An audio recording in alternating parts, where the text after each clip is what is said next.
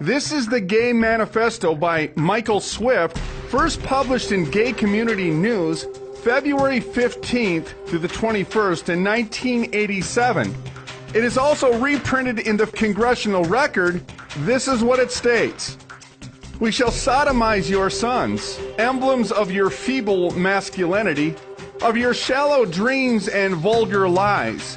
We shall seduce them in your schools, in your dormitories, in your gymnasiums, in your locker rooms, in your sports arenas, in your seminaries, in your youth groups, in your movie theater bathrooms, in your army bunkhouses, in your truck stops, in all your male clubs, in your House of Congress, whenever men are with men together. Your sons shall become our minions and do our biddings. They will be recast into our image. All laws banning homosexual activity will be revoked. Instead, legislation shall be passed which engenders love between men. All homosexuals stand together as brothers. We shall triumph only when we present a common face to the vicious heterosexual enemy. If you dare to cry faggot, it states, fairy, queer at us, we will stab you in your cowardly hearts and defile your dead, puny bodies. We will unmask the powerful homosexuals who masquerade as heterosexuals. You will be shocked and frightened when you find that your presidents and their sons, your industrialists, your senators, your mayors, your generals, your athletes, your film stars, your television personalities, your civic leaders, your priests, are not the safe, familiar heterosexual figures you assume them to be. We are everywhere. We have infiltrated your ranks. Be careful when you speak of homosexuals because we are always among you. We may be sitting across the desk from you. We may be sleeping in the same bed with you. All churches who condemn us will be closed. Our only gods are handsome young men. For us, too much is not enough. All males who insist on remaining stupidly heterosexual will be tried in homosexual courts of justice and will become invisible men. We shall rewrite history, history filled and debased with your heterosexual lies and distortions. We shall be victorious because we are filled with the ferocious bitterness of the oppressed who have been forced to play seemingly bit parts in your dumb heterosexual shows throughout the age. We too are capable of firing guns and manning the barricades of the ultimate revolution. Tremble, hetero swine, when we appear before you without our masks. Have you heard or read this article before? Why not?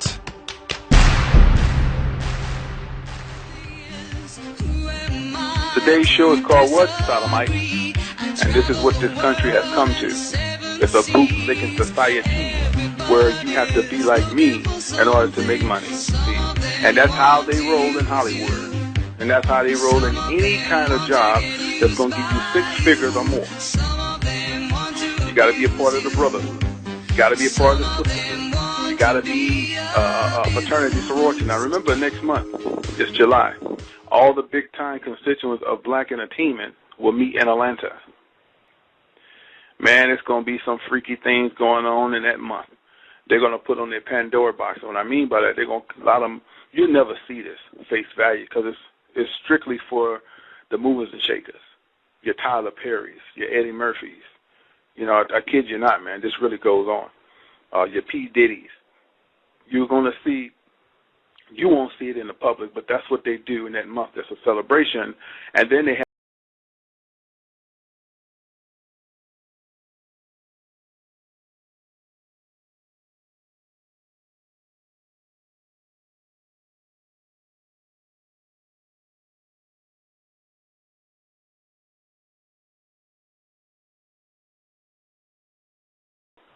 but the women are not going to celebrate with the men. It's a separate entity, but they have women over the women. But then when she want to get really broke in, the men initiate her too. Then you're part of the hood, sisterhood.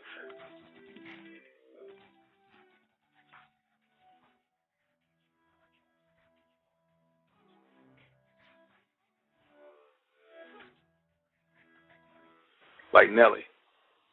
See, I'm just throwing him under the bus because he's having a difficult time dealing with what he's done. It's too late, man. You done had 10 to 12 years of success. You done had money galore. You done bought $3 to $5 million mansions. You've been balling with Bentleys and all these things. You done pop men in their butt. P. Diddy and Nelly done got it on the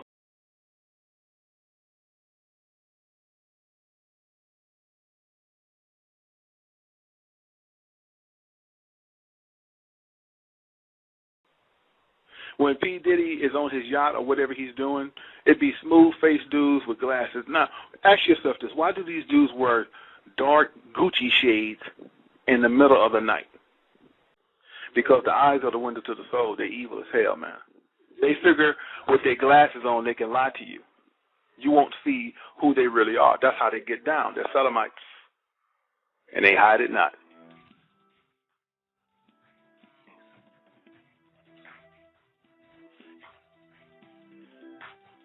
Flavor did. What did they do after they got signed on these labels? They tattoo their whole body. Why you think they do that, yo? Just to be different? Nah. They did that because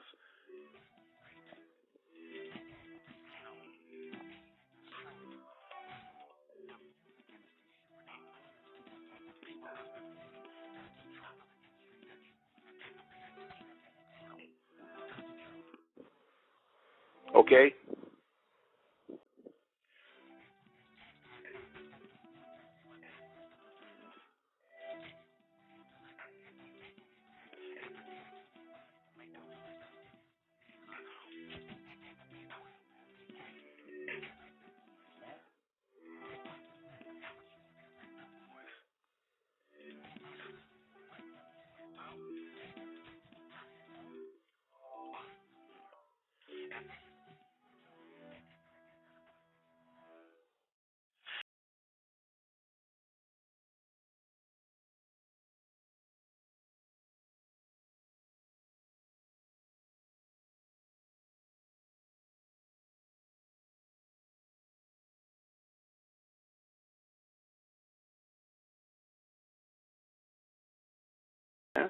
Tupac too.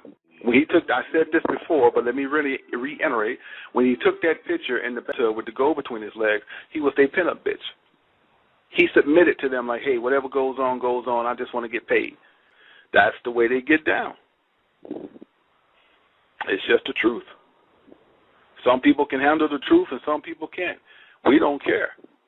But it's time to start looking at things with both eyes open and not both eyes shut, because the truth is the light, man. It's this cat that want to be a part of the rap game so bad, man. He looked like he would kill his mama to get a hit record. Rick Ross signed this guy on YouTube. And when Rick Ross signed that dude, man, as wicked as Rick Ross is, now you know Rick Ross is wicked as hell. He did not want to sign that brother. When that dude signed that contract with Rick Ross and Jewmaker hit it right on the point. He looked at that contract, man. He just shook his head, but you can see in his eyes. He just had a look where all bets are off. Like, God damn, another brother gone. You see what I'm saying? But them demons got to be fed, man. He has to do it. He has to feed the demons, meaning he got to keep signing. He got to find people who's vulnerable and dumb enough to want to sell their soul. Once you get into the sodomite world of Hollywood, you have to keep initiating. Why you think P. Diddy keep bringing out new people? He ain't going to help them. He going to give them one song, and he going to get rid of them. Where's Danny Kane at? I mean, seriously, where they at? He really made those girls look like whores, which they probably already are. Now they're just taking skin shots, right? Booty shots, ass cheeks out. See, that's what happens when you get in this world. And by the way, them girls was turned out too. So y'all really believe that this doesn't go on? Do you really believe that it's all about perseverance and getting your education and just getting with the right person to see your talent and give you that type of wealth? These people are demonic. When you see those guys on HGTV, you know, that home network, how they show you how to fix up a house and buy property. These people are all demonic. Selling New York and all that, all of them are gay. All those brokers are gay, and most of the women go by. I'm just telling you how they get down. What they try to do is show you how to build a house and show you how to buy property, but at the same time, they show you how to intertwine with gay. See, a lot of y'all don't catch that. Y'all just look at it as, oh, that's people are people. No, it's not. It's a mind control set. The Food Network, brother. Get it? You look at these guys and be like, man, I'm a chef. I just want to do food. I don't want to be a part of Hollywood. They got their hand on everything that makes money. To be a part of the Food Network, you got to do the same thing as getting a hip-hop contract. It's just dealing with food. You got to take the oath. You got to be a part of the brotherhood. And if you're going to make money like Rachel Ray, you got to sign your name in blood, too. She's wicked as hell. Now check this. Whenever they're doing HGTV, notice when they're doing the HGTV, they have their hands in pyramids a lot. So y'all got to start checking the flow, because everything in Hollywood and everything on cable is ran by who? Illuminati. You get this? So this is how they roll. They always, when they're talking about home networking and how to buy property, they have their hands in the pyramid. This on HGTV now. And it's just about you got to start catching it. When they do interviews, the interviewer has his hand in the pyramid, and the person they interview has their hands in the pyramid. And then you got assholes that know this is the way to get paid, and they want a part of the brotherhood. Now, I've seen several episodes on HGTV where normal black people be talking to the interviewer, and they've got their hands in the pyramid trying to get that guy's attention. Now, don't you know that guy know what you're trying to do, but he doesn't know of you. He hasn't heard of you. Because if he knew of you before he do the interview, y'all going to be briefed on y'all brotherhood and y'all gestures of what y'all going to do. So when you throw up your hand in a pyramid like that, he don't know how to take you. He don't know if you're just playing, you're trying to get in. So afterwards, he's going to have a conversation with you. They're going to let it float, because that's how they get down. They're going to let you show that pyramid, but afterwards they're going to question you on that because they don't know you. And most of the time, when you're trying to get their attention, they don't want you. They choose you. You don't choose them. Y'all get that? That's how it go. Y'all heard this dude named Jonas? He had a clothing line called LRG Clothing. That was a hit, man. That was a hit. They took him out for a reason. That was it. He was on his way. He had a great clothing line, but there was something that went down that didn't go accordingly. They had to take him out. So a lot of people don't understand this, how this thing roll, man. It's a sodomite world. And matter of fact, they done popped him in his butt, too, before he left out of here. Now, and check this out now. Whenever it happens, it's always they by themselves. Come on. This dude just died out the blue. No, it was a hit. It was something they wanted him to comply with. He didn't agree with, so they took him out. See, that's how they do you once you sign. He signed his name in blood. He was a part of all that. See, you can't be that successful. You can't be that successful and not be a part of their brotherhood. They're going to, look, man, she knew that they was on Jimmy's tail because Jimmy wasn't complying with who? The Illuminati. Now, just to let you know that Janis Joplin knew the truth about Jimmy, as it was months later, they killed her because Janet wouldn't keep quiet. She was talking about it, and they was afraid that she would blow it up. So they got rid of Janis Joplin. And that Asian woman that said that Jimmy tried to take sex from her, they killed her a year later, too, because they can't leave no witnesses. When they orchestrate you and tell you what to say, they have to get rid of you. It's telling the truth about what you think you know and you really don't know, or what's going on in Hollywood of sodomites. Men run the industry. Men pollute this industry, and they tell you what you can and what you can't do. Now, here's the kicker. They always tell you do the what? Follow your dreams. Perseverance. If you really believe in this thing, you can make it happen. What they don't tell you is what you have to do to get to where they're at. See, that's misleading. That's deceitful. They're not telling you the truth, man. And see, they're forbidden to tell you the truth because if they tell you the truth, off with their head. See, because once you join that gang of Illuminati, Boule, it's a ritual. And you agree to the terms that if you tell the secrets, they can cut your tongue out. You agree to that. You took an oath. You took a blood oath and say, I agree I'll never tell the truth. Why do you think that all of these things are coming out? Because what the Most High told us in the book of Luke, everything's in the dark going to come to light. You can't hide no more. And basically what the Lord has shown you, Satan does not have a crew that can upset him, because the Lord allows Satan to use you that way. You was under a test, man. This whole galaxy is a test. But only the strong going to survive. You can't serve two masters, y'all. So y'all think y'all going to take the oath and still get prayed up? Come on, man. Playing.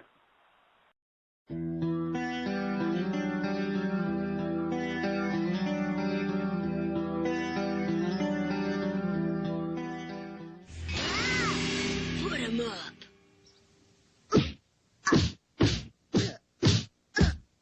Remember the good old days when it was Homer Simpson who taught parents how to talk to their kids about bullying? Let me help you dry those tears. Somewhere along the line, it looks like parents dumped that job on the schools. Just outside San Francisco, in Alameda County, it looks like kids will be learning the 4 R's this year: reading, writing, arithmetic, and re-education. A vocal group of gay couples is pushing lesson number 9, a so-called anti-bullying lesson plan that will teach kids in kindergarten through 5th grade about LGBT, or lesbian, gay, bisexual, and transgender lifestyles. I am a gay dad.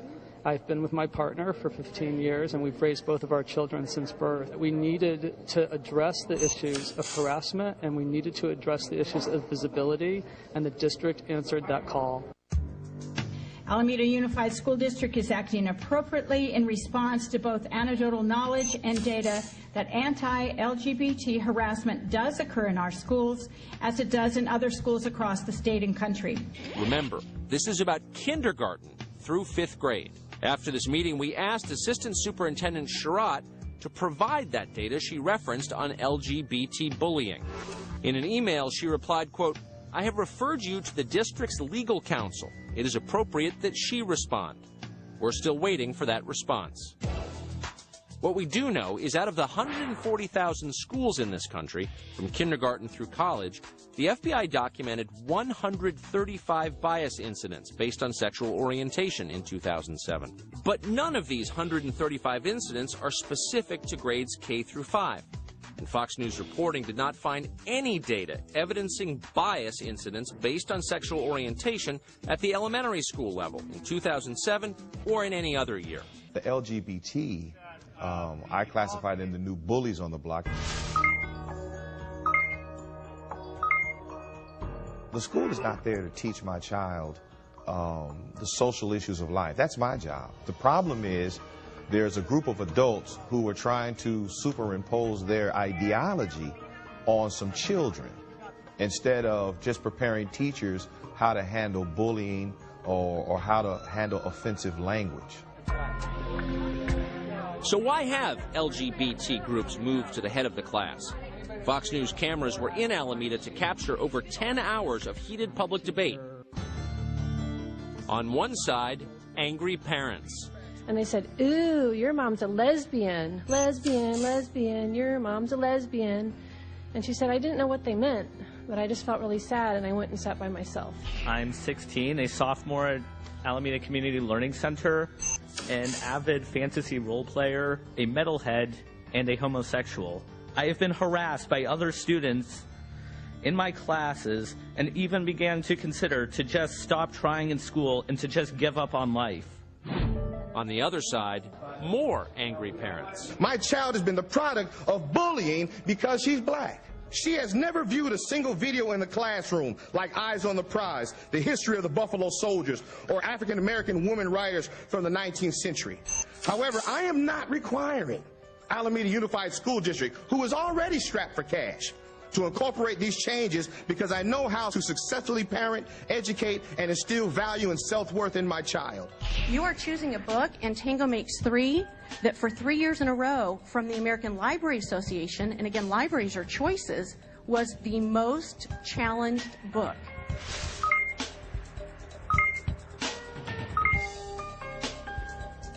It's about 2 gay penguins who raise a baby penguin, and they live happily ever after. And so again, nothing in this book about bullying or harassment, all about 2 male penguins. And the kids with traditional values are the ones that are considered, bullies, and no one's there to advocate for them. So how did the school board vote on the curriculum change? Member Spencer? Oppose. Member Tam? Yes. Member McMahon? Oppose. Member Jensen? Yes. Member Mooney? Yes. And the LGBT side has it, 3-2.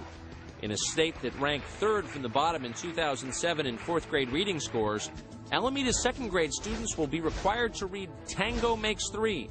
And by third grade, watch That's a Family. They're the best dads ever. The idea that they want to force this on children and parents and not even allow parents to opt their children out proves there's an agenda and they want to force this down these young kids' throats. I spent 3 years as a volunteer at Franklin Elementary School. I experienced in those 3 years dealing with 40 kindergartners calling each other by a lot of different slurs, including the gay slurs that Ms. England says is just an agenda.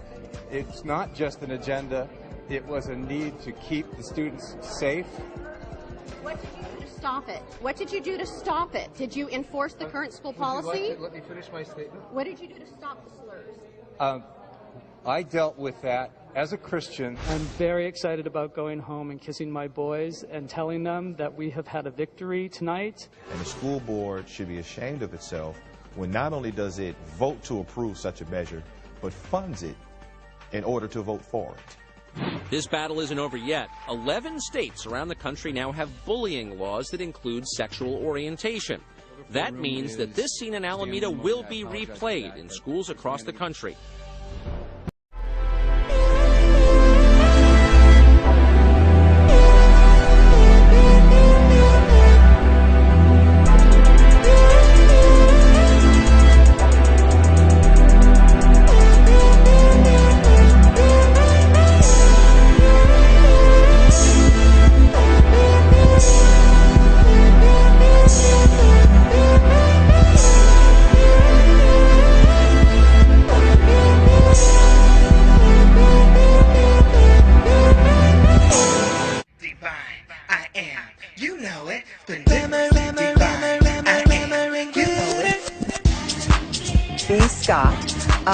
Was on your own. Yeah, and then I saw this guy, B. Scott, hi muffin. Now this guy, he was a guy, but he looked like a cross between Lenny Kravitz, Prince, and Rosario Dawson. Celebrity stylist, philanthropist. Very pretty dude. Yes, very cute. Yes. Hey, love muffins. Here's B. Scott.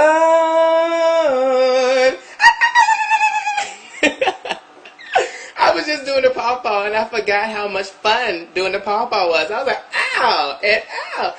Some balls. Shout out to all my gay followers. I don't ever want to out any. Well, that's not the right word to say. Now. I don't ever want to ostracize anybody. Shout out to all my gay fans out there right now that's listening. Roll your window down and just say, ah! Dance with me on the disco. Come on and dance. Dance with me on the disco. Come on and dance. You make me feel mighty real. As they driving in a pink car. Two tons of fun.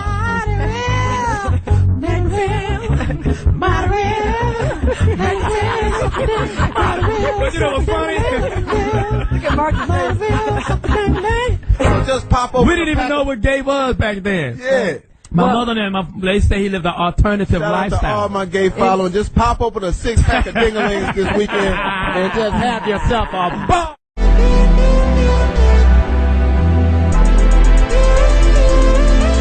I think that there are several rappers that are in the closet and gay, and see, those are the type of gay people that the only type of gay people I have a problem with. I don't have a problem with gay people. Gay people are, Beyonce should have said, "Who run the world? Gays," because they everywhere, man. You know what I'm saying? And rightfully so speaking, man. Do you? It's a free country. Be gay. You can, do that. Game don't have a problem with gay people. Game has a problem with people that are pretending not to be gay, but that are, that are gay. Because The number one issue with that is that you can be fooling somebody and you can give them AIDS and they can die. And so that in the closet shit is real scary, you know what I'm saying? So we got to get into the seriousness of it, and it's just not fair to, other people. And then that shit spreads because that girl that you might be fooling might leave you and go find another dude who ain't gay, give him the disease, and he go cheats on her. And so it's it's an ongoing thing, man. So it ain't cool to be in a closet. So if you gay, just say you gay, man. Be gay and be proud, man.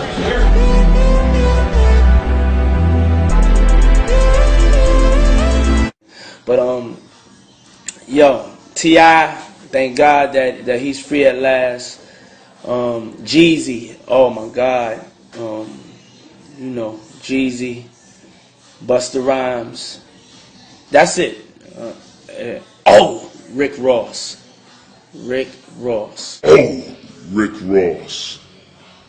Rick Ross. Rick Ross.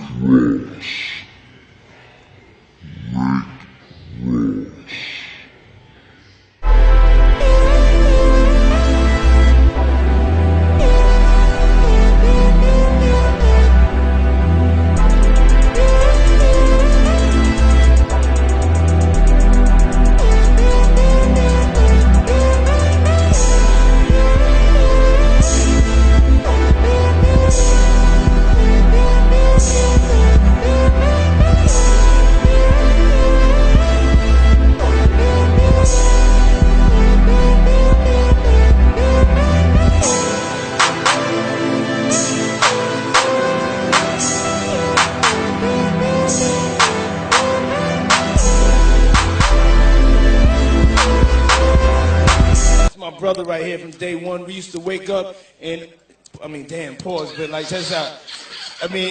Back in the days when he was like 10 and I was a little bit older, his older brother, we used to fight over the Frosted Flakes. I'm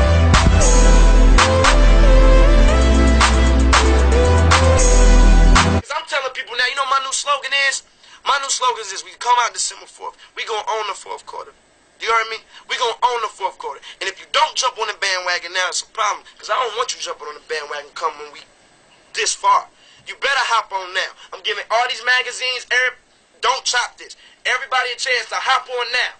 Don't come hopping on later. I'm not like winning the Super Bowl and then want to automatically be a fan of mine. Don't do that. I'm advise you to hop on now and get on the train and don't miss it. That's what exactly. One thing I noticed about you, you're a really incredible dancer. Oh, thank you. And I wonder, take moves from people like Chris Brown. What? You said, do I take moves? Yeah. Why would I take a move from you? Yo, nobody is touching my man. I got $1 million on it. The best dance out. Real talk, bro. For real. Honestly, you don't, bro. So don't ask this man if he taking moves from Chris Brown, and don't ask no other disrespectful ass, stupid ass questions. That's real talk. You got a problem when you can holler at me. Hold on. That's real. That's real talk. Oh, let's ride, pimp. Yeah, you probably about to go do 106 apart. I missed the 106 apart, homie. I'm out, bro. Come on. Oh, I ain't even finna let you go out like that, pimp. And that's real talk, man. And he come out, and he can come out here and see about it too, for real. He can holler at Big D and Big Los if it's a problem. Hey, D, handle that, Big D.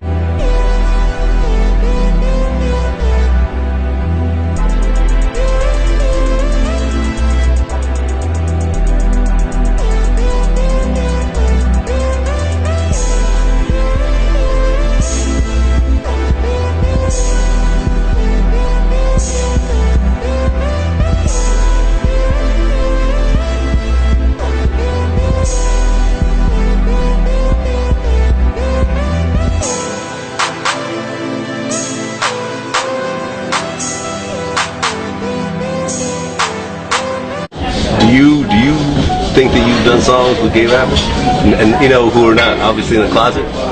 Possibly. Yeah. Oh, when you say who not in the closet? Who is in the closet? Possibly, man. Yeah. Possibly. So you think that you've worked with a gay rapper? Yeah, man. And gay, not being just full out gay, but hiding it, trying to pretend like he, loves girls and live the rap lifestyle, but really he's a man fan.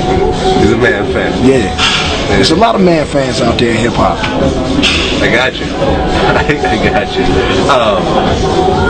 I see how you niggas be looking at niggas when I be around too. They be looking at niggas crazy, and you be thinking, you know, see, no, I'm saying what you might think. You might just see a rapper, right? Looking at another rapper, you might think it's like he looking at a nigga like he got a problem with him, right? But nah, he really looking at him like a man fan. There's a lot of man fans in hip hop, man.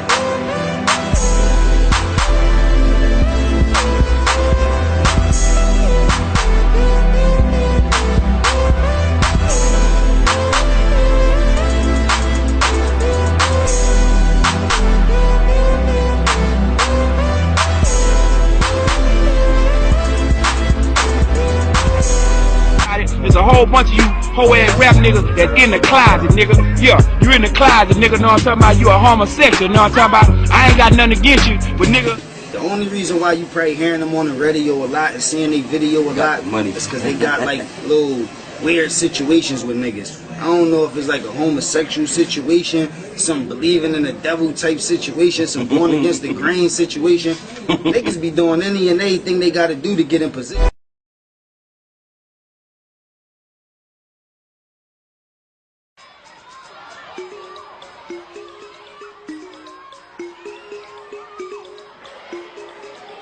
So I wanted to start out by asking you, did you all celebrate Mother's Day yesterday? Who did? Yeah, let's see a show of hands. Who celebrated Mother's Day? Who was the guest of honor yesterday? Who did you honor for Mother's Day in your particular family? Anyone want to say Stephen? Grandma. Your grandmother and your mother? Hannah, how about in your family? Nobody special was celebrated. It was just my mom, my sister, my stepsister, my stepdad, and me. So everybody celebrated it with different people. There's step-parents, grandparents, aunts, brothers, sisters, all different kinds of people. And some of you were wondering, you saw that I had invited Emily in, and you were wondering why she's here. Why don't you come up, Emily? For those of you who don't know her, Emily's next door to us in Rose's class. She's in 3rd grade, too. And I asked her to come in today on purpose because yesterday, for Mother's Day, her celebration was probably a little bit different than any of the celebrations that any of us had in this class. Do you know CBK Cookies on Amsterdam Avenue? They sponsored a contest. It was a Mother's Day essay writing contest. And I didn't know about the contest, but when it was over, a couple of people told me, you should read Emily's essay. It was really interesting and really nice. And I thought it would be nice if she came in and read it to you. So here's a copy of it. And in a nice, why don't you move up so they could hear you? And in a nice, really loud voice, this is the essay that was entered for a Mother's Day contest. My mothers mean so much to me. I have 2 mothers. 2 moms is pretty nice. Well, it's more than pretty nice. It's really nice. You can't imagine. Although having 2 mothers is a problem to others, I respect that that's the way they think, and I can't do anything about it. I still think that those people think stupidly. This once happened with a boy in my class who could not come to my house because my parents were lesbian. One night I called their house and the mother told me their version of the Bible. I stood up for my mothers and knew that many kids of my class were supporting me and calling me to see how I was. I am proud of my moms and enjoy marching in the Gay Pride March every single year with my moms. So wasn't that a nice essay? Should we give Emily a round of applause? And I thought that before we move on, that you might have a comment or a question that you wanted to ask Emily about her family or about her essay. Daniel? I think that it was a really nice poem because she stood up for her mother and father, her mothers, and she didn't care what other people thought. And it was like, it doesn't matter if you have a mother and a mother, a father and a father, you stood up for them. Miranda? I liked your poem also, and the thing also, but did you win the contest? You did. Congratulations. Today, the law says that if you're the same sex, 2 men and 2 women, you can't get married. It is against the law. And I thought that it might be kind of fun for us to sort of be pretend judges for a few minutes. What I'm going to give each of you is a sheet that just tells you that some people think that it's wrong for gays to get married, that it's not natural, and that it goes against what a family is. Other people think that the state should not decide these things, that it should just be up to 2 adults to decide what they want to do. What do you think the answer to these questions are? Should gays be allowed to marry? Should they not? What I want you to do is have a discussion, and of course, when you have a discussion, not everybody agrees, but everybody does listen to one another and try to understand each other's positions. I don't see why they shouldn't. I don't see why they shouldn't get married. I know, I mean, they love each other. It's just like any other people. They just can't get married like that. I mean, one might have a disease and they want to get married and they won't even know about it. And then maybe the other person might catch it and then they won't be able to get married. Yeah, but a man and a woman could have a disease also like that. I think gay people should get married. Guys, they love someone, let them get married. I know. Let's say if Andres wanted to get married to Aaron. I'm just doing this, but I am the judge and I'm saying, no, you two can't get married. I don't care if you love them. You can't get married. How do you think you guys would feel? Mad? Yeah, exactly. So, like, now the majority is not gay or lesbian couples. I think they should think about what if the majority was gay or lesbian couples and there was a law that said you had to be gay or lesbian and you couldn't get married to the opposite sex. I think they should think about that and see how they would feel, and then they might know how the gays and lesbians feel, and then I think that they should really think about that. It's like they want to be the bosses of other people. It's just like having prejudice against blacks or Jews. In my position here, I would like to give the boys and girls here as many experiences. We go on field trips. We read a variety of pieces of literature.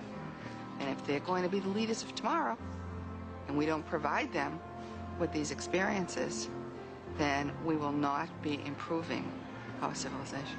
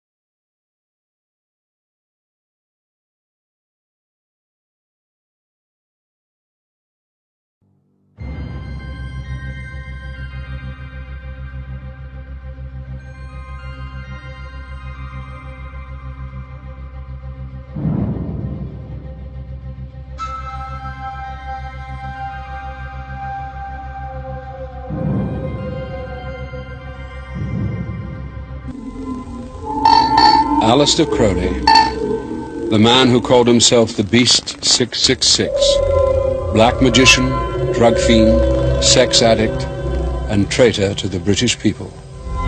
I want none of your faint approval or faint dispraise. To hell with Christianity, rationalism, Buddhism.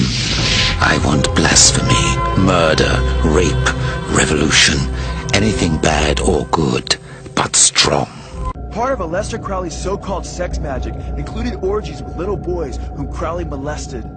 Crowley taught that in order for the new eon of Antichrist to be established, he had to initiate the world into homosexuality. Crowley began by implementing many of his homosexual sex magic rituals into a secret order called the OTO.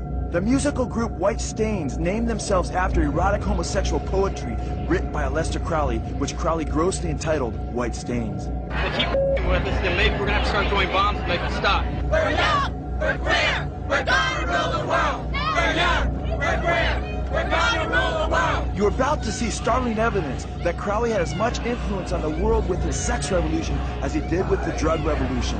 Aleister Crowley knew that if he was to establish a new age of Antichrist, he would have to destroy God's design for family, consisting of men and women as husband and wife.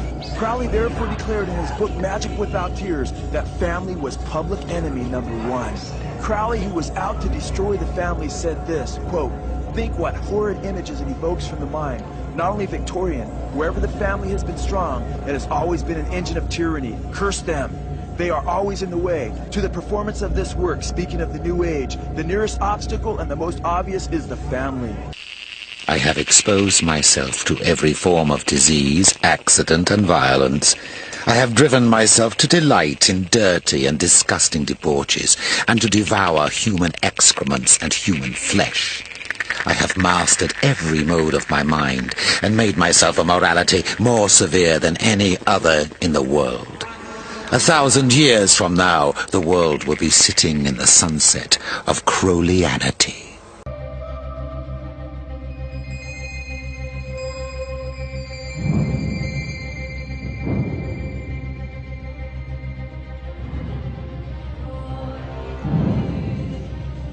Often seen marching in homosexual parades is a sexually deviant group NAMBLA, some of whose members are associated with the teachings of Aleister Crowley.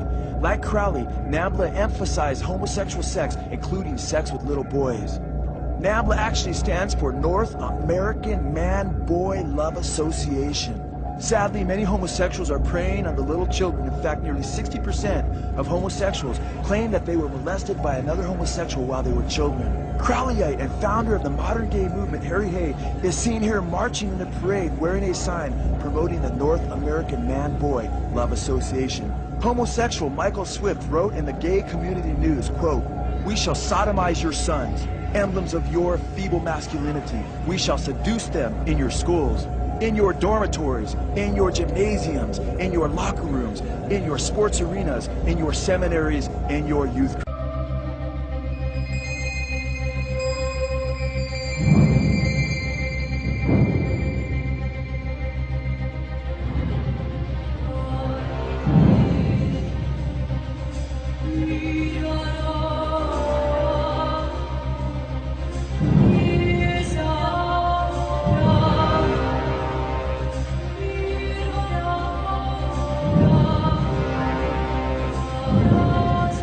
Well, I would want more basic, like right now what I have is like, my name is Matthew, I like this, this, and this. Now on to the next person in the family. I wish I could give more information because it's more important. It's important to the story to know everyone's perspective on everything. Like, we're not the perfect family. We argue, we fight, but we're like real. I think it's important for you to hear from us, not just about us. I know all of you have a big decision to make. And it comes down to one important question. Do you believe that my parents are equal to every other straight couple in Rhode Island? I personally believe everyone is equal, and I hope you will be influenced by my story.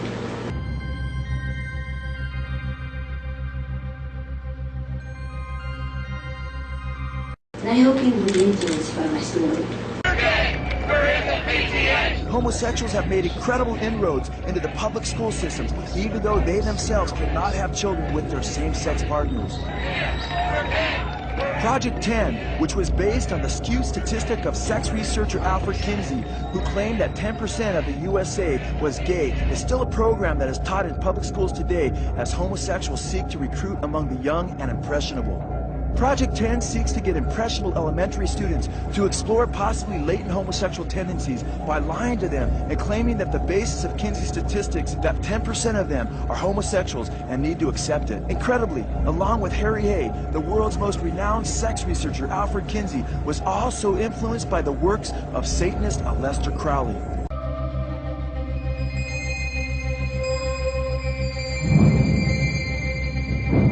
As everybody here knows, last year, upon a long period of reflection, I concluded that we cannot discriminate against same-sex couples when it comes to marriage. that the basic principle that America is founded on, the idea that we're all created equal, applies to everybody, regardless of sexual orientation, as well as race or gender. We're all created equal. Aleister Crowley declared the death of Christianity. He was to be the new Messiah that would replace the pallid dead Christ. I believe he was the real thing. He had given himself under demonic control. He was evil. Very clever. A genius, for God's sake. A raving genius, you know. In a world of little tiny people, as Crowley saying, my God, why are you so unhappy? You want to make love? Well, make love, for Christ's sake. You want to take drugs? You want to expand your consciousness? Please do it.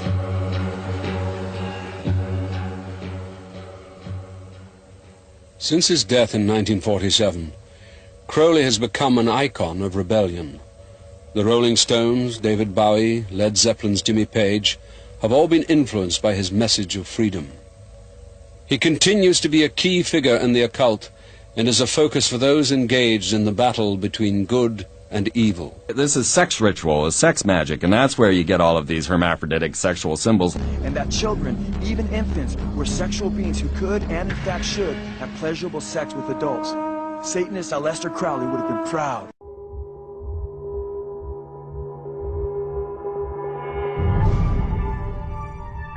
We have been being poisoned by this stuff since 1957.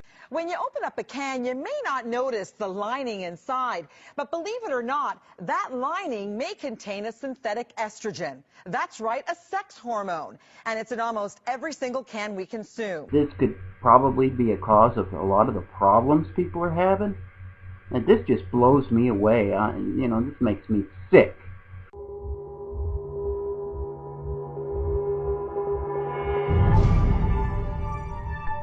I got raped when I was 11, Twist. I loved it. NAMBLA, some of whose members are associated with the teachings of Aleister Crowley.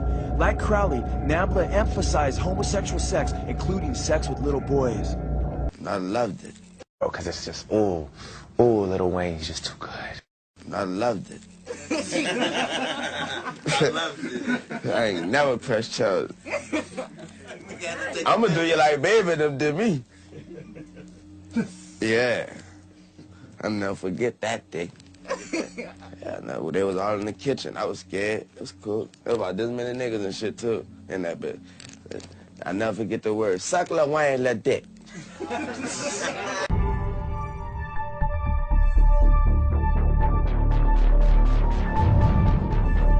But instead of the usual boy meets girl romance, this film's about cowboy meets cowboy. It's one of the most forward attempts yet by Hollywood to mainstream homosexuality.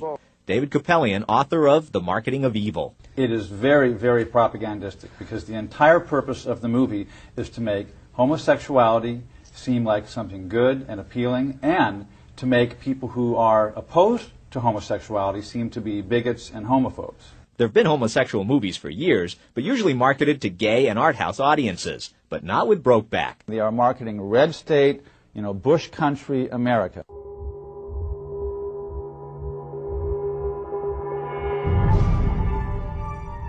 The greatest man in the world, Aleister Crowley, be George W. Bush's grandfather.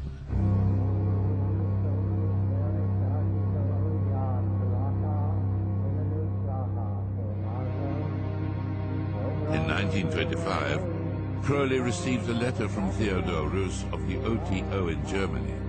A vacancy had become available for international head of the OTO. They had chosen Baphomet. To the British, and indeed the Americans, I may have been a flesh-eating devil, but the Germans obviously still appreciated the lore of Thelema. I was still Baphomet, an Ipsissimus, the great beast, 666.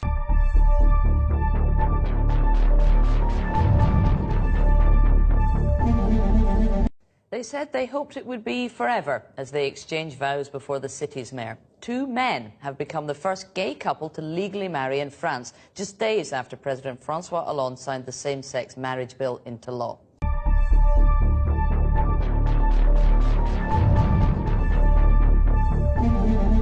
I'm gonna say my chorus. Running through all the dicks, like Forrest. I hate niggas, that's not true. They ask me what block I live on, I said on your dick, between your balls. Okay, I said I'm sucking your dick, your balls in my face like Kobe. Little nigga, I be sucking your dick, y'all don't even know me. Yo, I said I'm sucking on your dick, in prison I'm the warden. You already know my legs open faster than Jordan. Sucking on the dick fast, I never do it slow. Everybody know because my job is to blow, and my blows is the job. Like I'm sucking on your knob, and I'm sucking on your cock. It's like corn on the cob. Toughin', and my neck shit crazy. I suck your dick, then I really call KD. But lately, I've been sucking dick, and y'all wanna smell? Well, fuck it though. I'ma really let that smell. And look, Drake voice. Started from the dick, now I'm here. Started from the dick, now I'm sucking on your pubic hair. Started from the dick, now I'm here. Started from the dick, now I'm sucking. Then I grab his nutsack.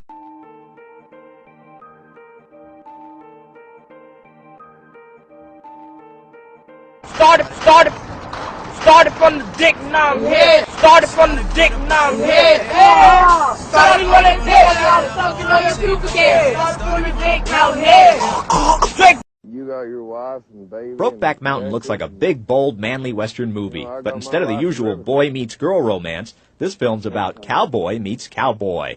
It's one of the most forward attempts yet by Hollywood to mainstream homosexuality.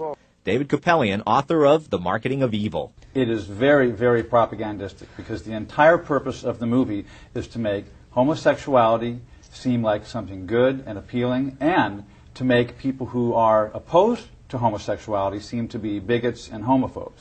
There have been homosexual movies for years, but usually marketed to gay and art house audiences, but not with Brokeback. They are marketing red state, bush country America. The way the studio did that was by first opening it up in just 5 blue state cities where there were large built-in gay audiences, so the first showings had blockbuster numbers. And they get these high numbers and all the buzz going, and then pretty soon it's sort of like the Emperor's New Clothes effect. We're all looking at that, even middle Christian America saying, everybody else says this movie is so great, I need to go see it to see why it's so great. Is there an actual agenda at work here? Alan Sears and his co-author, Craig Austin, in a book called The Homosexual Agenda, warn about a complex and well-thought-out strategy to make America gay-friendly and hostile to those who resist. These Christian authors quote extensively from After the Ball, a 1989 gay manifesto that laid out this agenda. Many gays deny such an agenda exists. There's no secret plan or even public plan at this point. But the authors themselves discuss in the book a 1988 summit of gay leaders in Warrenton, Virginia to agree on the agenda. These authors are a reportedly brilliant researcher into the brain, Marshall Kirk, and a Harvard-trained expert in public persuasion tactics, Hunter Madsen. The two proposed using on straight America tactics remarkably similar to the brainwashing methods of Mao Zedong's Communist Chinese, mixed with Madison Avenue's most persuasive selling techniques. The purpose of this brainwashing? Quote, using the very processes that made America hate us to turn their hatred into warm regard, whether they like it or not. First, the two proposed homosexuals and their liberal allies should desensitize heterosexuals by getting homosexuality talked about as much as possible in the straight world. Quote, the main thing is talk about gayness until the issue becomes thoroughly tiresome. You can forget about trying right up front to persuade folks that homosexuality is a good thing, but if you can get them to think it is just another thing, meriting no more than a shrug of the shoulders, then your battle for legal and social rights is virtually won. We're talking about a demand for a behavior that not only wants to not be condemned, but to have every affirmation from every possible point that it is correct, it's good, and it's approved. Now look at the media. There's a tidal wave of gays and gay themes. The L Word is a Showtime hit that follows the lives of a group of lesbians. #1 rated Desperate Housewives even has time for the occasional gay guy subplot. You're gay? I'm gay. A flamboyant homosexual is one of the main characters in the brand new series, Emily's Reasons Why Not. He just doesn't seem gay. I didn't seem gay before I came out. Yeah, you did.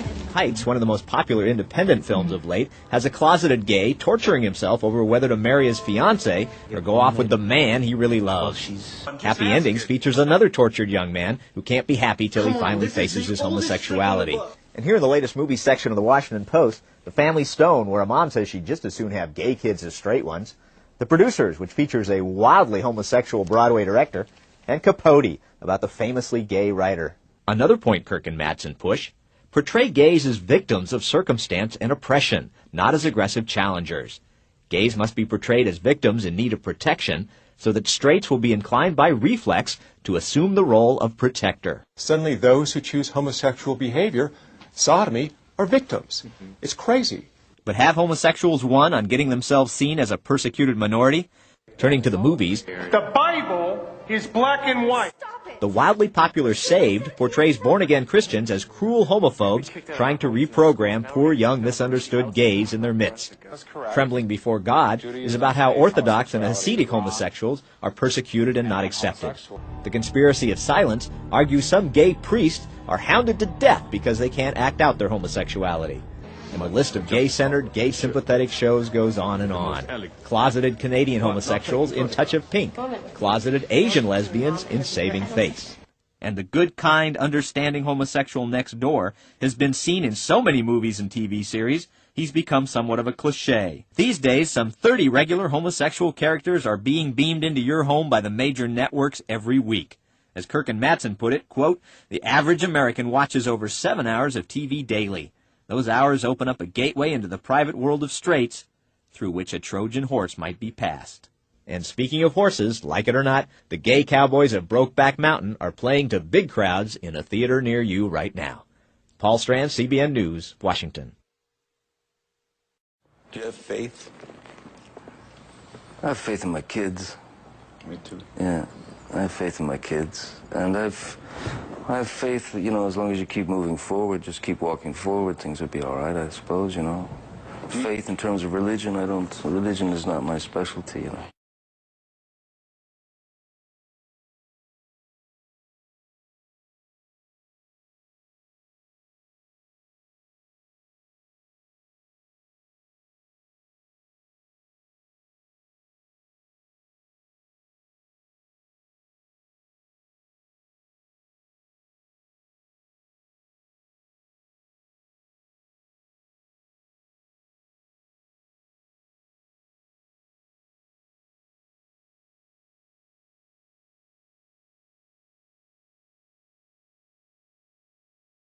The most feasible ways is to please the spirits is to deride Christ and his people, such as you see today in the rock music world.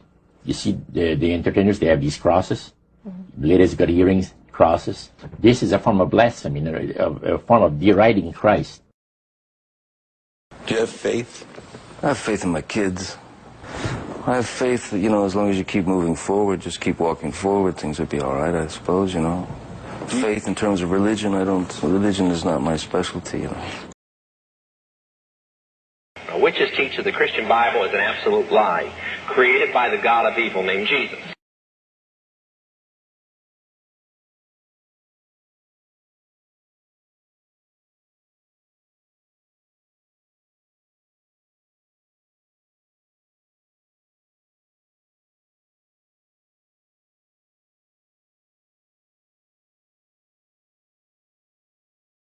I hereby pronounce this the final shot of the set. Wait a minute. What's that?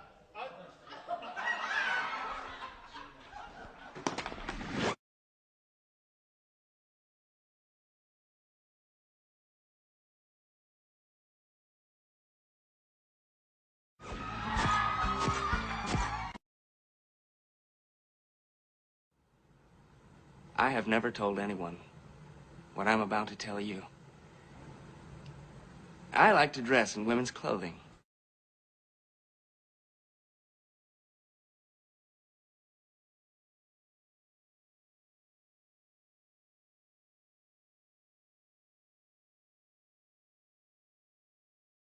is when I dropped the information about Quincy Jones. He set up sex rings in Hollywood.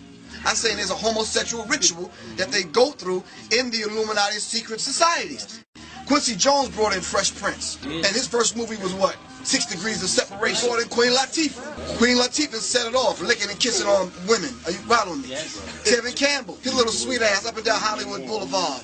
Go online and read where Tupac said he was asked by Quincy Jones to fuck him in the ass. When Tupac said no, that's when Tupac was marked for death.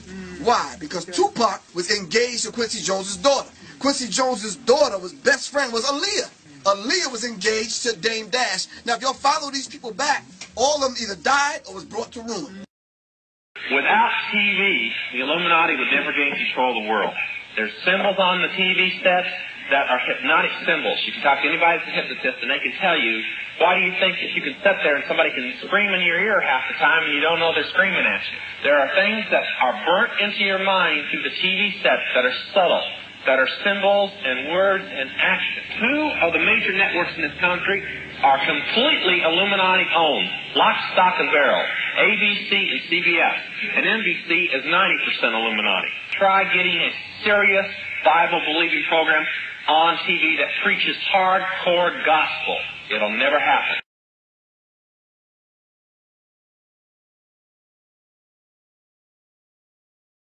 Another amazing man in Johnny's life, Hunter S. Thompson.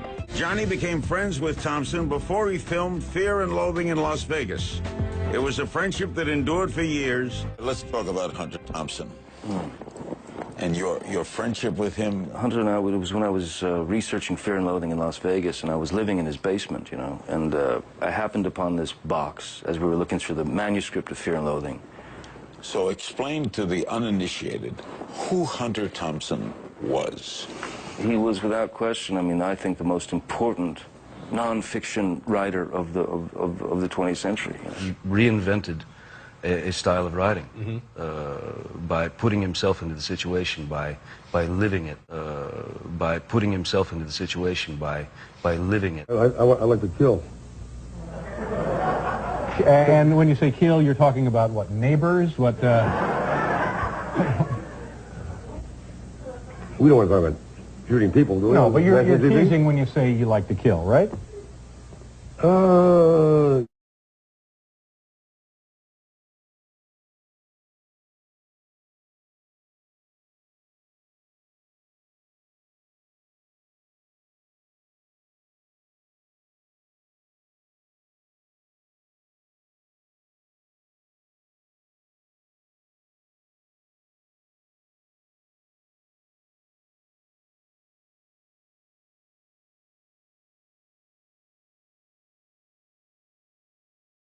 Could you relax with him? Oh, yeah. Really? Oh, yeah. Yeah? Well, tell us about the first time you ever met him. There was a sort of scheduled meeting. It was about midnight. And I was sitting in the back of this bar, and suddenly the front door opened of the bar. I was way in the back. And I saw sparks, these hideous sparks that were kind of everywhere. And then I realized as he came closer, the sea was parting. People jumping and diving and hurling themselves to safety. I realized that he had a 3-foot cattle prod in his left hand. In his left hand, he had a 3-foot cattle prod. Right hand, he had a taser gun. And a taser in his right. And then I heard, "Out of my way, you bastards." What I heard was, "Out of the way, you bastards." And then we shook hands, and then we went back to his house and built a bomb. I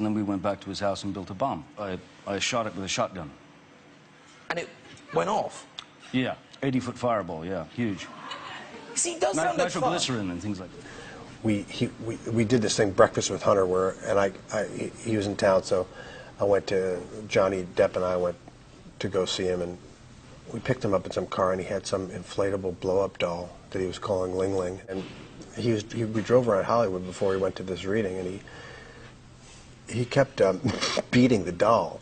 And then he would take her out into the street and say, "You bitch!" And he would just be punching this blow-up doll on the street, and you see these cars swerving. And I mean, he was just always ready for a show that was beyond any sense of kind of decency, and went into some absurdist land that made your head spin. I like to kill. The funny is I like to kill. Yeah. We don't want to talk about shooting people, do we? No, but you're teasing when you say you like to kill, right? No, I'm not teasing. I used to like to kill. Hunter S. Thompson, a friend of yours. Later in life, just kind of veered off, you know, a little. In terms Demons. Veered off, you know, a little. In terms Demons. Demons. Do you have faith? Faith in terms of religion, I don't. Religion is not my specialty, you know.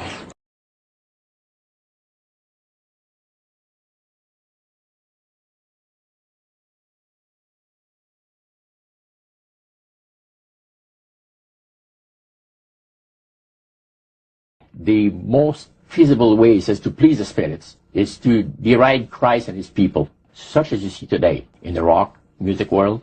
You see the entertainers, they have these crosses. Ladies got earrings, crosses. This is a form of blasphemy, a form of deriding Christ.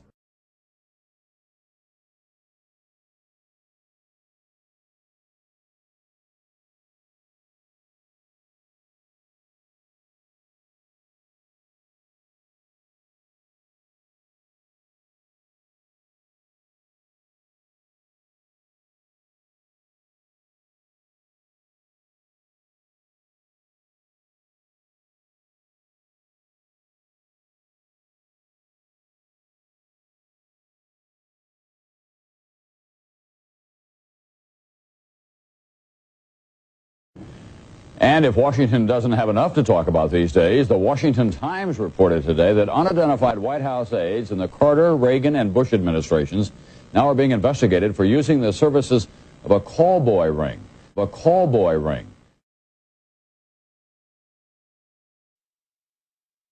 Aside from the fact that you had sex with some of these politicians, at some of these parties, did you recognize any prominent senators or congressmen or anybody? I seen at the time Vice President Bush go in, and all he did was the kids performed oral sex on him. That was it. Kids what? Performed oral sex on him. And the kid performed oral. Which of the black kid or the white kid? Both of them. Well, when Vice President Bush came in, two separate parties. Once with a white kid, once with a black kid. Yeah. Right? So you saw him twice. Yeah. And the kid had to perform oral sex on him. The illumination of 1,000 points of light, and it is expressed by all who know the irresistible force of a child's hand, the irresistible force of a child's hand, of a friend who stands by you and stays there, a volunteer's generous gesture. After the party was over, the ones that were involved with him, or the ones that he was trying to get political favors from, that won whatever they wanted, they would stay or they'd come in after the party was over, or the next day. See, so at the party, nothing even abnormal. I mean, if somebody was in there and stuff, they'd see no abnormal activities going on, so they would, honestly be able to say that.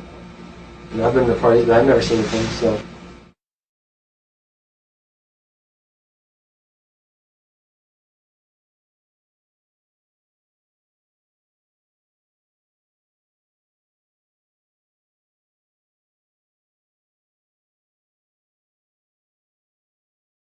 I do that for, I like to kill. I was hunting because I like to kill. Yeah. We don't want to talk about shooting people, do we? No, but you're teasing when you say you like to kill, right? No, I'm not teasing. I used to like to kill.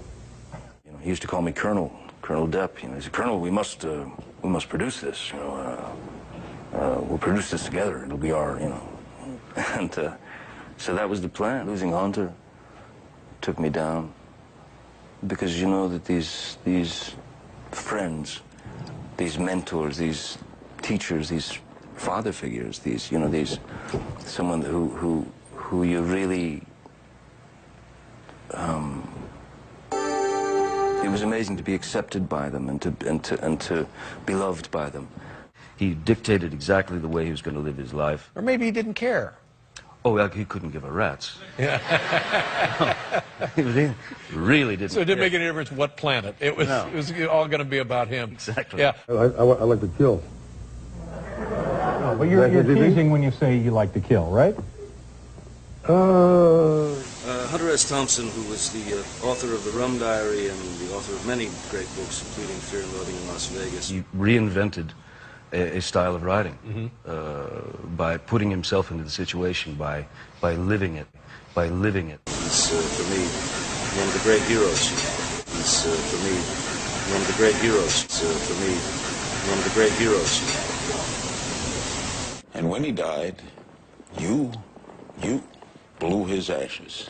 What Hunter wanted was to be blown out of a 150-foot cannon and shot into the stratosphere. And I think he knew that I was the only one stupid enough to make that happen, and I did. Did it work? Oh, yeah. He came down all over all of us. You know, we were covered in Hunter's ashes. But the idea also is to take Hunter, you know, his ashes and then mix that in with gunpowder. There was something so poetic about that, you know, something so kind of symmetrical about Hunter becoming basically large bullets. But today, the West Memphis Three have become a cause celeb. How can you be absolutely sure that these three men are innocent? If there was the tiniest sliver of doubt, I wouldn't be sitting here.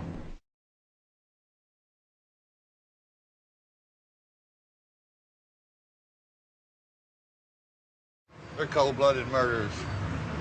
In your opinion, it doesn't add up that way. In my opinion, and 24 jurors out of the state of Arkansas's opinion.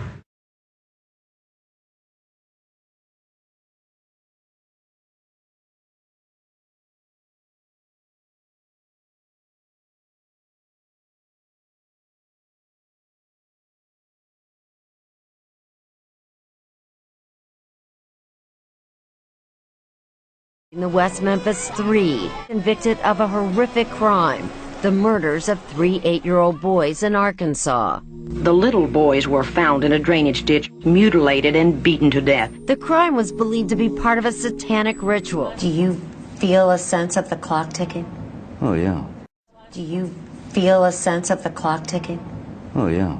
You know that sometimes when someone from Hollywood takes a stand on an issue, he can be dismissed or sometimes accused of doing it for publicity. Yeah, I'm a big publicity hound, me. If they try to make me squirm, that's nothing compared to what these guys have had to deal with for the last 16 years. Christopher was a shy one. Michael Moore, he was going to be a police officer. Stevie, I'm so proud of him. He was an achiever. He was a very brilliant, wonderful baby God blessed me with. The little boys were found in a drainage ditch, mutilated and beaten to death. That's nothing compared to what these guys have had to deal with for the last 16 years. You see, the entertainers, they have these crosses. This is a form of blasphemy, a form of deriding Christ. The crime was believed to be part of a satanic ritual, so Damien Eccles, then 19, was sentenced to death. But the person that you are today is sitting on death row. You wouldn't want to change that? I don't think there was anything I could do to change that. What was it? I mean, become a clone, give up my personality, give up my identity, just march along like everyone else. I'd rather die first. How can you be absolutely sure that these three men are innocent? If there was the tiniest sliver of doubt, I wouldn't be sitting here. You're familiar with a fellow named Aleister Crowley? I know Heard who he him? is. I know Okay. who he is. A noted author in the field of satanic worship, right? I know he is, but I've never saw any of his books personally. Okay. Not really much of a follower of his. I would have read them if I would have saw him. Aleister Crowley is a guy that, based on his writings, believes in human sacrifice, doesn't he? He also believed he was God, though. So. Whose names are written on that document? Mine, Jason's, my son's, one that says Aleister Crowley. And Wait, who? Aleister Crowley. Now, this is a document that you've written while you've been waiting in jail for trial, right? If you say so. How can you be absolutely sure that these three men are innocent? If there was the tiniest sliver of doubt, I wouldn't be sitting here.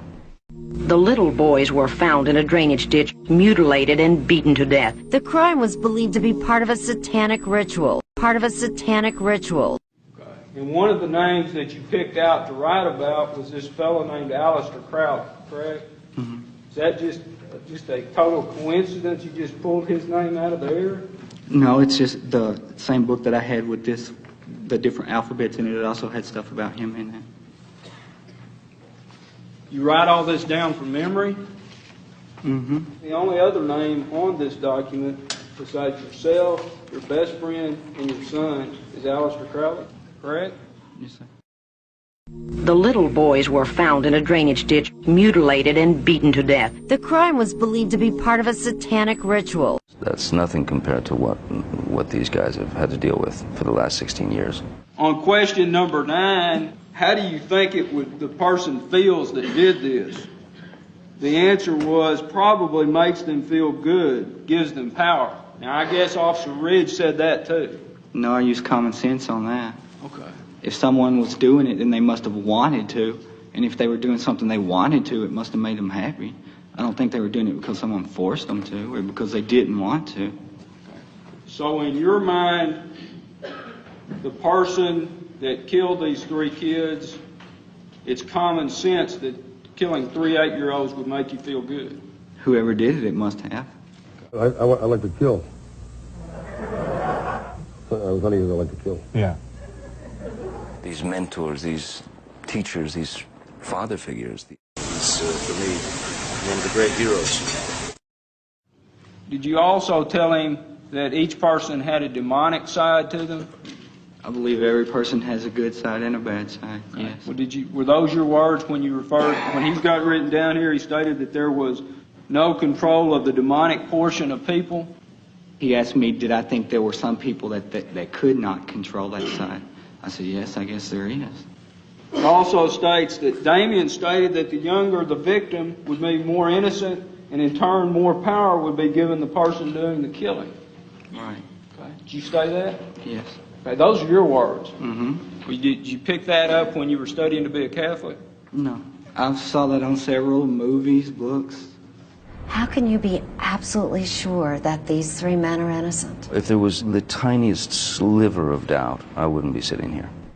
Did you hear somebody say something about the murder of the 3 little boys? Yes, I heard Damien Nichols say that he killed the 3 boys. Where were you? Was he saying that to you, or what were you doing? I was walking by with my friend. He said, I killed the 3 little boys, and before I turn myself in, then I'm going to kill 2 more, and I already have one of them picked out. You didn't recognize anybody else that was with him? I saw Jason Baldwin there. And who was Damien talking to? All the people there. All the people there? I don't remember saying that at the time because to me, I didn't actually do it. So it would have been like a joke.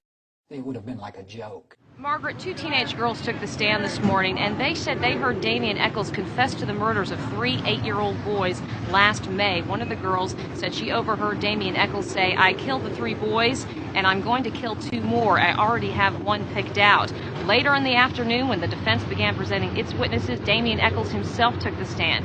He said he thought the girls were lying and that they were making up those statements. I don't remember saying that at the time because to me, I didn't actually do it. So it would have been like a joke. I feel good so far. So far, to me, it looks like we've got it beat. I only know of 2 things that really hurt. That one kid getting up there for Jason. Yeah. And those girls. There was one point in there, though, where he asked you, he says, it looks like you're just changing your story to fit whatever comes up. And you said, yeah. I was just like halfway listening to him.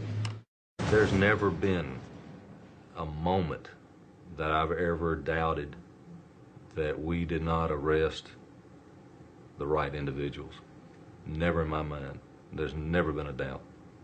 I can go to bed at night and sleep knowing that I did my job and did it well.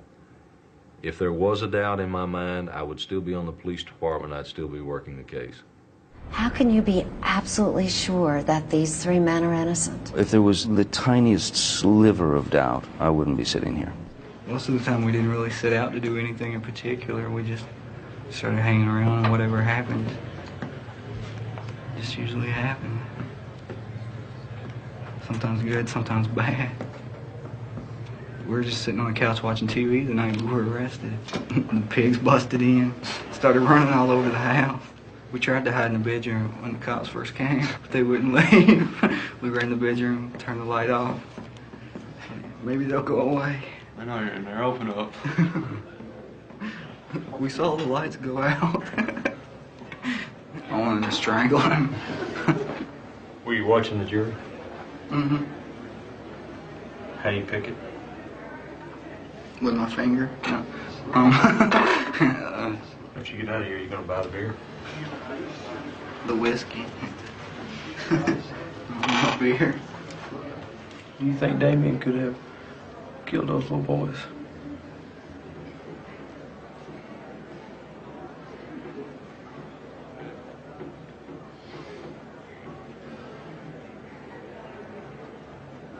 They made it seem like he did. The little boys were found in a drainage ditch, mutilated and beaten to death. The crime was believed to be part of a satanic ritual. The little boys were found in a drainage ditch, mutilated and beaten to death. The crime was believed to be part of a satanic ritual. The little boys were found in a drainage ditch, mutilated and beaten to death. The crime was believed to be part of a satanic ritual. The little boys were found in a drainage ditch, mutilated and beaten to death. The crime was believed to be part of a satanic ritual. That's nothing compared to what these guys have had to deal with for the last 16 years. I knew from when I was real small that people were going to know who I was. I always had that feeling. I just never knew how they were going to learn. I kind of enjoy it because now, even after I die, people are going to remember me forever. They're going to talk about me for years. People in West Memphis will tell their kids stories. It'll be like, sort of like I'm the West Memphis boogeyman. Little kids will be looking under their bed before they go to bed. Damien might be under there. We're just about out of time, and I'm wondering if there's anything that you want to say or you want to talk about that I haven't asked you about.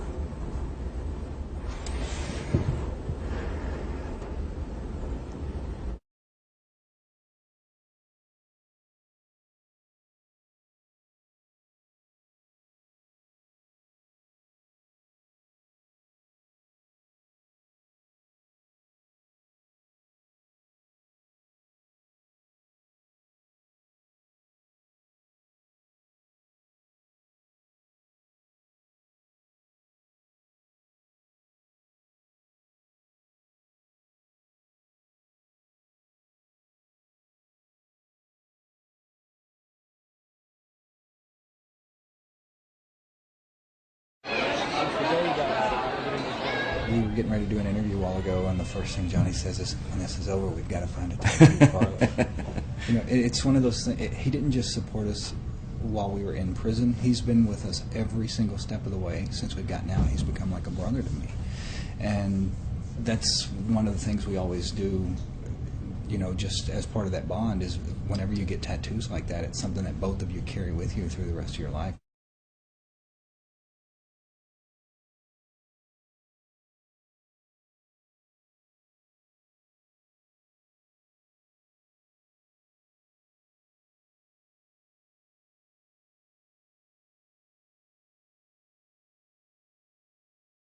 You see, the entertainers, they have these crosses.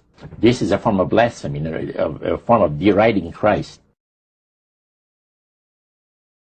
When you get into a secret society of spirit worshippers, that some call the Illuminati, it's important to understand that the key thing of the conspiracy is that it's done in secret. You were both in Skull and Bones, the secret society. It's so secret we can't talk about it. What does that mean for America? The conspiracy theorists are going to go on. I'm sure they are. I don't know. I haven't seen the web. Number 322? You both were members of Skull and Bones, a secret society at Yale. What does that tell us? Not much, because it's a secret. Is there a secret handshake? Is there a secret code? I wish there were something secret I could manifest. 322, a secret number? when you get into a secret society of spirit worshippers, that some call the Illuminati, it's important to understand that the key thing of the conspiracy is that it's done in secret.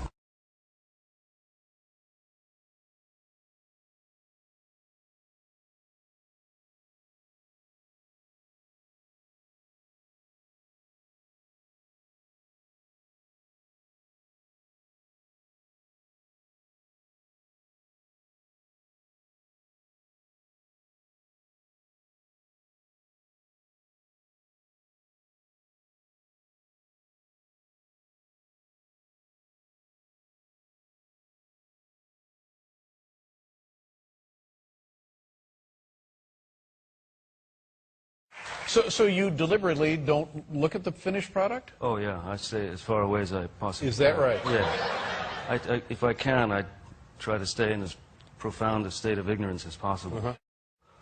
Just, you know, I don't like, I don't like watching myself. Yeah. But then he's up there. Right. Know what I mean? Know what I mean? Know what I mean? Then he's up there. Then he's up there. Then he's up there. Then he's up there. Right. Know what I mean? But aren't you a little curious to just kind of get a glimpse of yourself on the... Not remotely, no. Is that right? Really, truly, honestly. Wow. Aren't you a little curious about how the work looks that you're doing? No.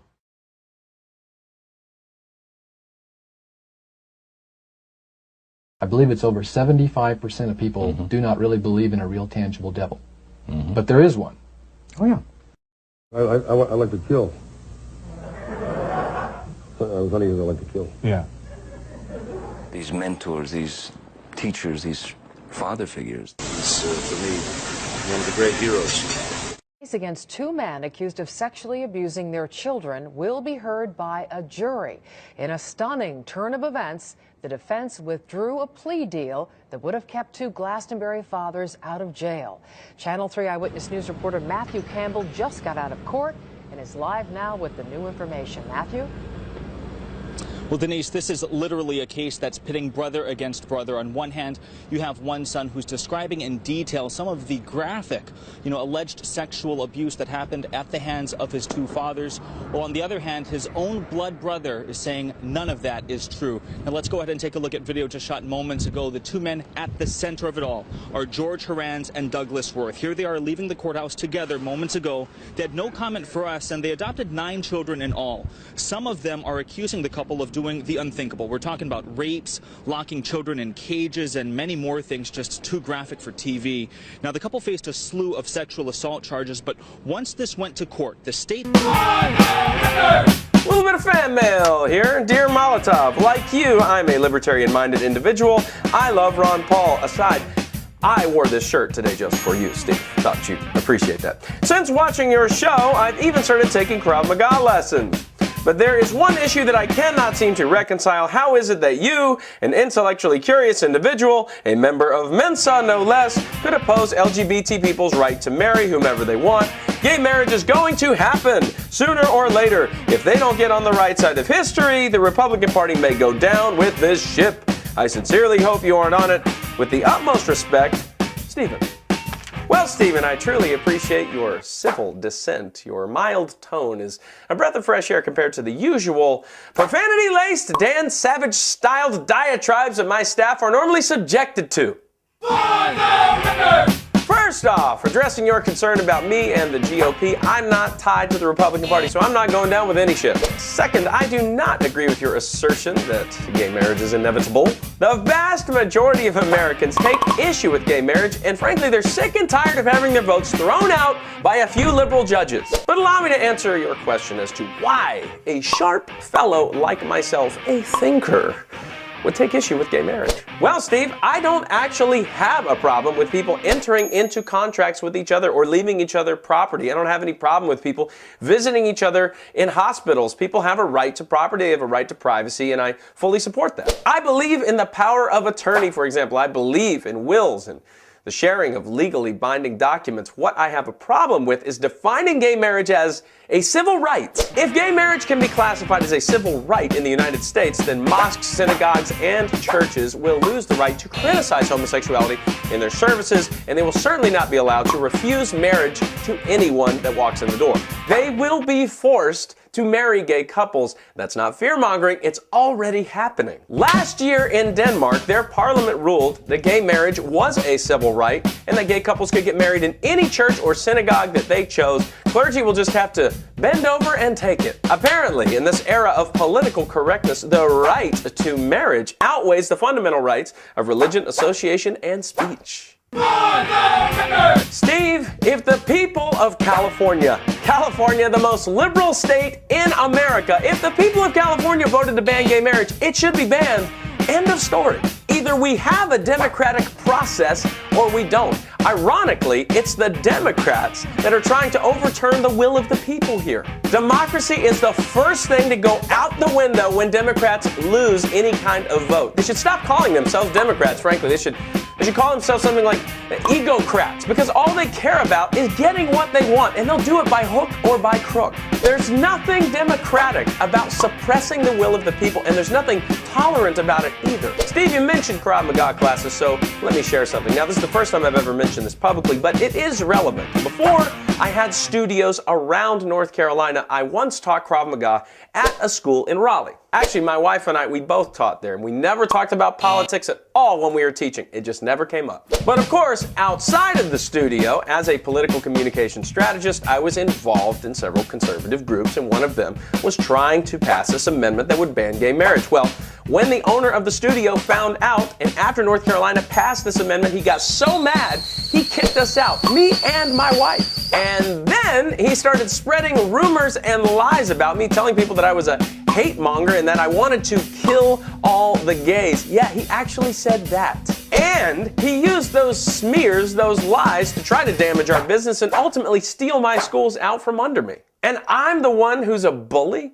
I'm the one who's intolerant? Honestly, I'm sick and tired of being the punching bag for gay marriage extremists. I'm not a hate monger because I send death threats to gay activists. I don't do that. They do that. I'm not a bully. I don't overturn people's propositions so I can force them to like me, force them to do what I want.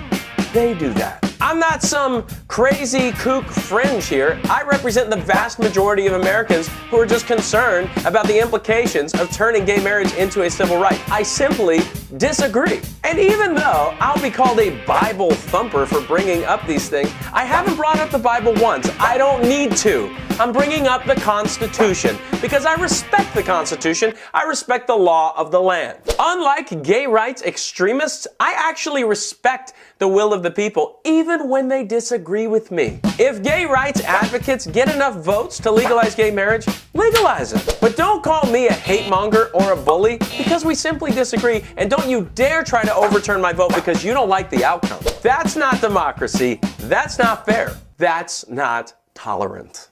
On the record!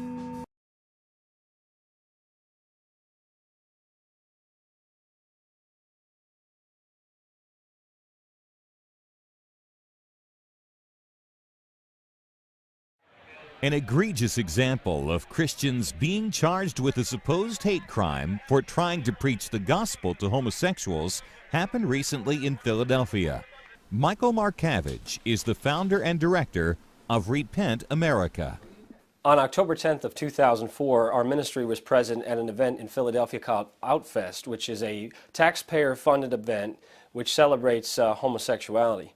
And we were there for two reasons, one being to address the public celebration of sin, and the second to proclaim the Word of God and the gospel of Jesus Christ. Markavich and 10 other people carried signs and proclaimed the message of repentance and change through Christ at the event, which took place on the public streets of downtown Philadelphia. When we did arrive, we were interfered with by this militant group of homosexuals who came together to oppose our presence, to basically say that they're not going to allow us to come into the public streets to share the gospel. And certainly we went ahead and tried our best to communicate what we were there to do, and that was to share the message that homosexuality is sin and Christ can set you free. Police, instead of dealing with those who were acting disorderly, which was the homosexual group who were blowing these loud piercing whistles and engaged in blocking us with these styrofoam boards that were cut into the form of angels, they had surrounded us and began to follow us around. The police didn't deal with that situation, even though I had asked. Instead, police arrested the members of Repent America and took them to jail. Arlene Elshinaway is a 75-year-old grandmother who demonstrated with Repent America that day. I've never been arrested for any reason whatsoever. We were handcuffed and taken into the paddy wagon, which was without windows, so that we really didn't know where we were going. we were being driven to. We ended up at some police station. To this day, I don't know where. Ted Hoppy, an attorney affiliated with the Alliance Defense Fund, represented the so-called Philadelphia 11. They ultimately were arrested, charged with disorderly conduct, put in handcuffs, and taken away. They were held in jail for about 21 hours, charged, and then ultimately released, but still facing the criminal charges. After that time, what ended up happening was the district attorney's office formally charged them, and included in the charges against them were a charge under the Pennsylvania hate crimes law. Pennsylvania is called an ethnic intimidation, but it really is a hate crimes law. And that crime is a felony, and if they were convicted of that, would carry jail time in a state penitentiary.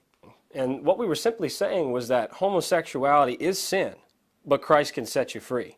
That was the message of our presence at that event, is that what you're doing here is celebrating sin in the public streets of Philadelphia. And as Christians, we're here to address that, but we're also to give the hope that is found in Jesus Christ to you. And that was what we're there to do. And the prosecutor in this case said, that's hate speech, and we're not going to have any of it. When we were released, given this piece of paper, which were 3 felonies and 5 misdemeanors, if they had found us guilty of these things, it was worth 47 years in prison, plus a $90,000 fine for each of us. The charge was ethnic intimidation. In my case, pretty ironic that I would be charged with ethnic discrimination. But since when does your sexual preference qualify as making you an ethnic group? Every year in Philadelphia, they have a celebration of homosexuality. It's called Outfest. It's a taxpayer-funded event where thousands of people come into the streets of Philadelphia to celebrate their homosexuality. So as Christians, we believe that there needs to be a response to a public celebration of sin, such as Outfest. So our ministry went to Outfest. There were 11 of us in total, and ultimately we had been arrested for singing Blessed Be the Name of the Lord at this event, because we were directed out of the event, and we believed that we had the right to be in the public square just as everyone else. What they do is they set up a stage here on the corner of 13th and Locust where this traffic is coming out. And basically on this stage there's a lot of open lewdness that takes place, a lot of very disturbing things that do take place in front of children. And we were actually entering to the event through this sidewalk here. Right here at this intersection of 13th and Locust, we were blocked by a group of homosexuals who actually linked arms to prevent us from coming into the event. Yeah, this is a public street. You go where you want. All right, thank you, officer. This here is obstruction. When they have the signs and trying to block us, and their intent, as they said in the Philadelphia Gay News, is to have us block our message blocked. If you feel that way, I think you can seek relief through injunctive relief or through the courts. As I was speaking with him and encouraging him to do something about these whistles that were being blown at us, and they had big pieces of styrofoam that were cut out in the form of angels. And they began to block us with these styrofoam boards so no one can see us. So when they have their pink signs around us, did you give them the same message? They're getting ready to get rid of their signs. But you didn't tell them that they had to get their signs out of here. 11 Christians were arrested that day, including 2 grandmothers. The group became known nationwide as the Philadelphia 11. And they would soon learn that sharing the gospel in public in Philadelphia was considered a hate crime. Kept taking our pictures and fingerprints, and it was, the longer we were being held, I realized that we weren't getting out right away. We were charged with 3 felonies and 5 misdemeanors, which could have put us away for 47 years in jail and $90,000 in fines each. It was totally surreal. I mean, I just couldn't believe. It just seemed like unreal, the whole thing. But then to be charged with ethnic discrimination, I mean, this is absolutely absurd. Well, the hate crime legislation is going to do away with our freedom of speech. And the churches don't realize it, but it's not going to just be for us who go out in the street and take a stand against it, but it's going to affect the churches. This is, we believe, probably the first time, if not the only time, anybody has been charged with a hate crime where the instrument of the hate crime is, at least incidentally, a Bible. The whole movement towards creating national statewide hate crimes laws and national hate crimes laws is a really scary movement in this country. And anybody who has any belief in the First Amendment or even the things that made this country great ought to be really scared about this. You know, it strengthens your faith in the Lord and what He can do for you. And we are going to face persecution. That's promised. God has called us to love them, and we are there with the message of love, and that is that there is hope and freedom through Jesus Christ, that they can be set free from their sins. And that was what we were there to do. Nothing more, nothing less. The case of the Philadelphia 11 is a chilling precursor to what we could face if hate crimes legislation is allowed to become the law of the land. A crime is a crime, but we're heading down a road where someone's perception about your motivations and deeply held convictions may get you arrested. Did you know that under these laws, the punishment would be greater for an assault on a 22-year-old homosexual man than for the same kind of an assault on an 85-year-old woman? Tristan Emanuel is the author of Christophobia, the real reason behind hate crime legislation. I had a chance to sit down with him to discuss this very important topic. I think since the 60s, the church in Canada has been quite silent, predominantly on the issue of human sexuality. I haven't talked about it a lot, and when we do talk about it, we tend to talk about it in terms of protest, because we see what's happened in our culture.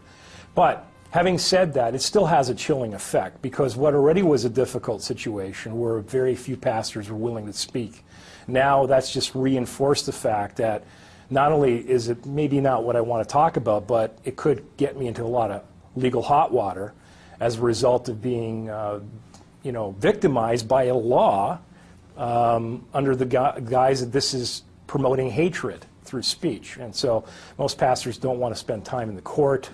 They don't want to be criminalized for basically sharing the love of Jesus Christ. And so we completely shy away from that legitimate avenue of discussion, morality, because it's now become politicized. It's politicized speech. Then my sense is that that makes what's happening to the church, capital C, universal in Canada, even more threatening, because if they were silent pre the passage of this legislation, this will do nothing but further a chilling effect, which will silence pastors even more.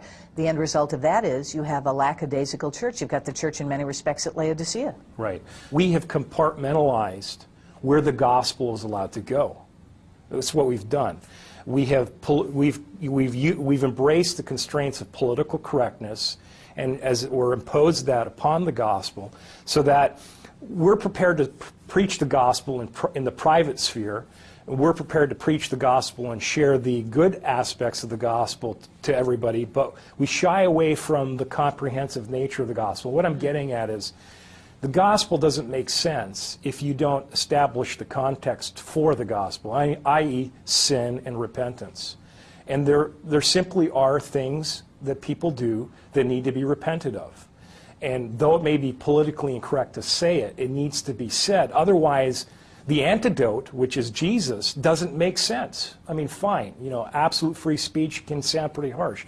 From a Christian perspective, my concern is the whole idea behind the First Amendment was that no government should have the right to bind my conscience, nor the conscience of another individual. No government should have the right to decree doctrinal issues or to hem in issues as profound as human morality and marginalize what is essential for our foundation as a free and open society. We need morality in order to be free, and we need to have people to have the freedom to promote morality in the public square. Laws shouldn't be based on personal indiscretions. Laws should not be based on people's personal scruples or what they feel is odious. Laws need to be based on something much more tangible, much more absolute than just arbitrary opinion, even if that opinion happens to be representative of a lot of people.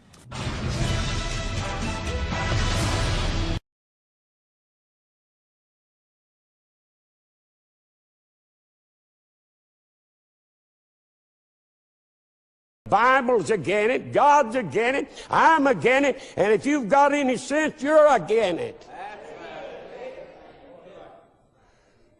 I figured a way out, a way to get rid of all the lesbians and queers.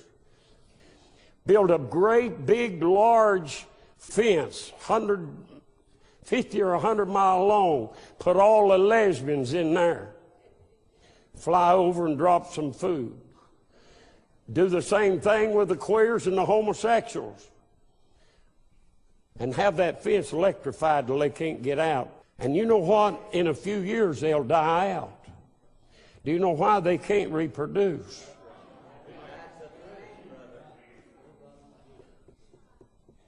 If a man ever has a young'un, praise God, he'll be the first one. All of these. You can just well, amen. I'm going to preach the hell out of all of us. Hey, I tell you right now, somebody said, who you going to vote for? I ain't going to vote for a baby killer and a homosexual lover. You said, did you mean to say that? You better believe I did. God have mercy. It makes me puking sick to think about. I don't even know whether you ought to say this in the pulpit or not. Could you imagine kissing some man